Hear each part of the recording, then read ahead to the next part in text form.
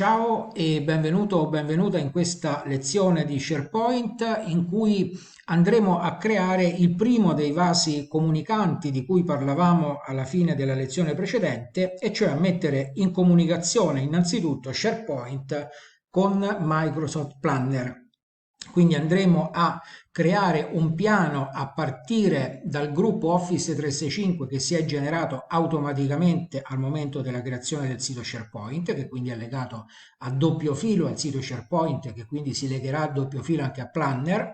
Poi andremo a integrare il piano di Planner dentro il sito SharePoint e poi metteremo anche in collegamento il calendario di Planner con il nostro calendario di Outlook, di modo che possiamo vedere tutte le scadenze del calendario di Planner che assegneremo alle varie attività anche all'interno del nostro calendario, perché a quel punto le scadenze di quel piano riguarderanno l'argomento del sito SharePoint.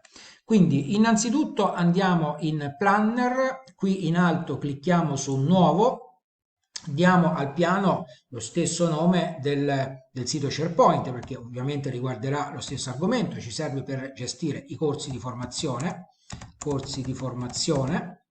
E a questo punto, anziché andare a dire scegliamo di creare un piano privato che quindi soltanto i membri che vi appartengono possono vedere i contenuti. E a questo punto, invece di andare a cliccare qui su Crea piano, pulsante dal quale si può creare un piano da zero, andiamo qui a cliccare su Aggiungi a un gruppo di Microsoft 365 esistente. Andiamolo a cercare, io ne ho molti, scriviamo corsi, ecco che compare corsi di formazione. Ripeto, questo è il gruppo Office 365 che si è creato automaticamente al momento della creazione del sito SharePoint. Quindi chi fa parte di questo gruppo fa parte anche del sito SharePoint. Se aggiungo una persona a questo gruppo, l'aggiungo anche al sito SharePoint. Se aggiungo una persona al sito SharePoint, andrà a fare parte anche di questo gruppo e quindi anche del piano di Planner. Quindi andiamo a cliccare su corsi di formazione e una volta aver selezionato il gruppo Office 365 a cui vogliamo legare il piano, andiamo a cliccare su Crea piano.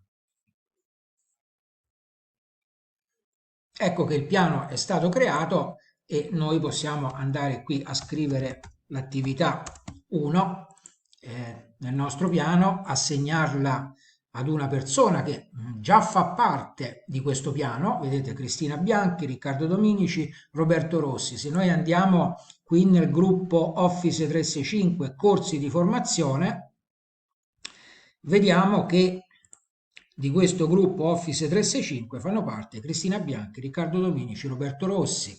Se noi andiamo nel sito SharePoint, vediamo che di questo sito SharePoint fanno parte Cristina Bianchi, Roberto Rossi, Riccardo Dominici. Quindi è già tutto perfettamente collegato. Quindi abbiamo collegato il piano al gruppo Office 365 che è legato al sito SharePoint. A questo punto possiamo integrare il piano dentro il sito SharePoint per raggiungerlo direttamente da SharePoint senza dover tornare qui su Planner nel caso in cui ci faccia comodo, perché magari ci troviamo ad operare lì, raggiungerlo immediatamente da SharePoint. Quindi andiamo qui sul sito SharePoint e chiudiamo qui la lista dei membri. Come si fa ad aggiungere il piano? Si clicca su Nuovo, Piano, e usa un piano esistente. Qui abbiamo la lista, lui mi darà ovviamente quello a cui è legato il gruppo Office 365, legato a sua volta al sito SharePoint, corsi di formazione. Gli dico anche visualizza nella struttura del sito, cioè fammelo visualizzare subito da qui, di modo che sia cliccabile e raggiungibile dal menu, quindi lascia questa spunta e vado a cliccare su Crea. A questo punto, come puoi vedere, il piano di Planner è perfettamente integrato all'interno del nostro sito SharePoint. Se faccio un refresh vedrò anche il link per raggiungerlo direttamente. Eccolo, corsi di formazione. Posso anche cambiare questa scritta in Planner semplicemente perché so che ho legato questo sito SharePoint a questo piano di Planner. Dicevamo che volevamo anche collegare il calendario di Planner, perché a questo punto è quello che faremo in Planner. Ovviamente noi ci dedicheremo a SharePoint, però come vedi vanno messe in contatto le applicazioni per lavorare bene e per avere il massimo della produttività aziendale. Per lavorare bene vogliamo anche mettere in contatto il calendario di Planner, che a questo punto riguarderà le attività del sito SharePoint, con il nostro calendario di Outlook. Quindi, perché? Perché il piano planner, oltre ad avere una bacheca, ha anche dei grafici per vedere lo stato di avanzamento delle attività e anche la voce pianificazione che ha un calendario, che però non è integrato automaticamente con Outlook. È un'operazione che va fatta manualmente. Quindi, come si fa questa operazione? Innanzitutto apriamo Outlook Online, quindi qui chiudiamo, vado ad aprire Outlook Online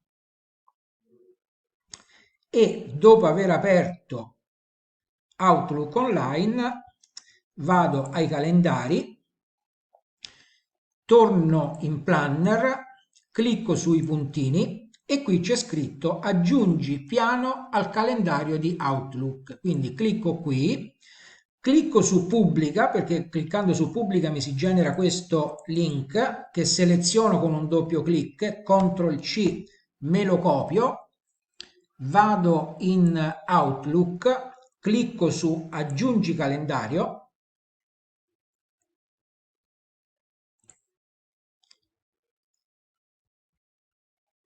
A questo punto clicco su abbonati dal web, incollo qui il link che ho copiato in Planner, do un nome al calendario, magari un nome breve perché sennò corsi formazione abbrevio, perché sennò poi nel menu si vede male. Diciamo che mi va bene questo colore e a questo punto, dopo aver scelto magari anche un'icona, corsi di formazione per esempio posso scegliere quest'icona qui del cappello della laurea e vado a cliccare su importa.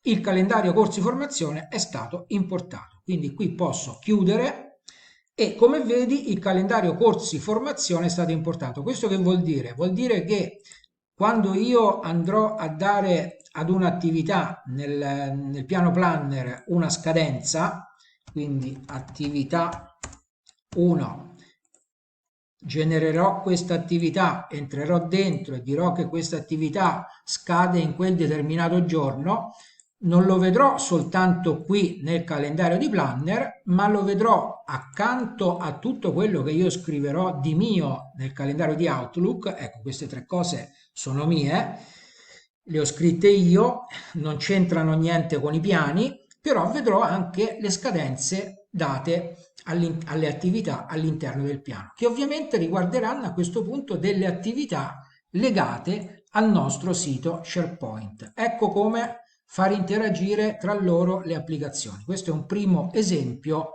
dove abbiamo integrato e messo in strettissima comunicazione SharePoint con Microsoft Planner. Ora, nella prossima lezione continueremo con questa attività e lo faremo con Microsoft Teams. Ti aspetto alla prossima lezione. Ciao!